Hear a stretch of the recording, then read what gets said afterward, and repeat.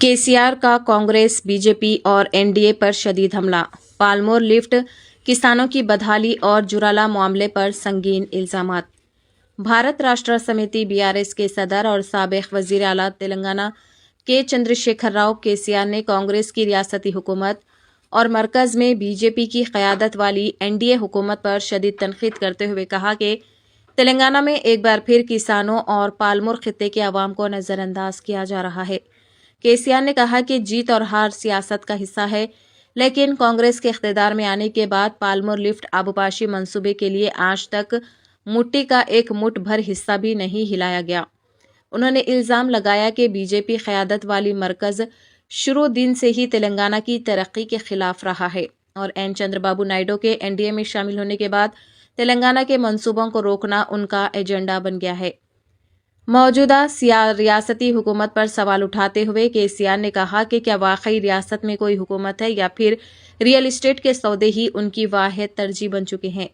उन्होंने ऐलान किया कि बीआरएस पालमोर, रंगारेड्डी और नलगुंडा अजला में अवामी इजलास मुनक़िद करके हुकूमत की नाकामियों को बेनकाब करेगी। उन्होंने कहा कि आज तक एक ही सियासी हिसाब किताब चल रहा था, लेकिन अब ये हिसाब बदलने वाला है। किसानों की बदहाली का जिक्र करते हुए केसीआर ने कहा कि किसानों के लिए वो दिन वापस आ गए हैं जब खाद हासिल करने के लिए लाइनों में अपने जूते और चप्पल रखना पड़ते थे।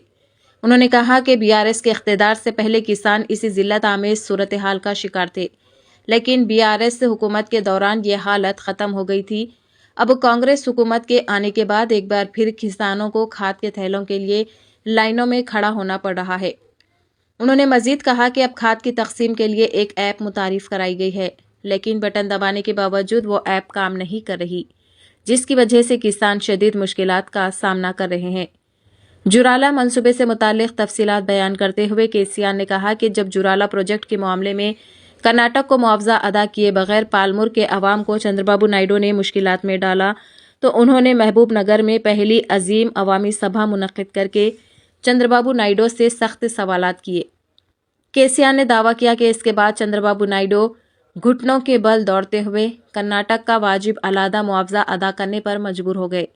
उन्होंने इल्ज़ाम लगाया कि इसके बाद चंद्रबाबू नायडू की पार्टी से ताल्लुक़ रखने वाले एक एमएलए ने राजौली बंडा डाइवर्शन स्कीम आरडीएस को बम धमाके के जरिए नुकसान पहुंचाया।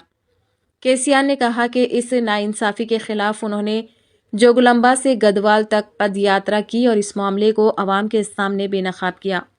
उन्होंने इल्ज़ाम लगाया कि इसी दबाव के बाद चंद्रबाबू नायडू ने फ़ौरन जुराला से आरडीएस लिंक केनाल के नाम पर महज ड्रामा शुरू किया।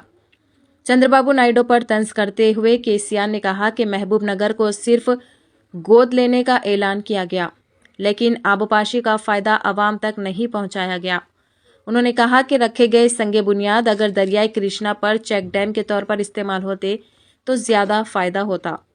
बीआरएस सदर ने वाज़े किया कि उनकी पार्टी किसानों, पालमोर के अवाम और तेलंगाना के मफादात के लिए अपनी जदोजहद जारी रखेगी और हर सतह पर नाइंसाफ़ी के खिलाफ आवाज़ बुलंद करती रहेगी।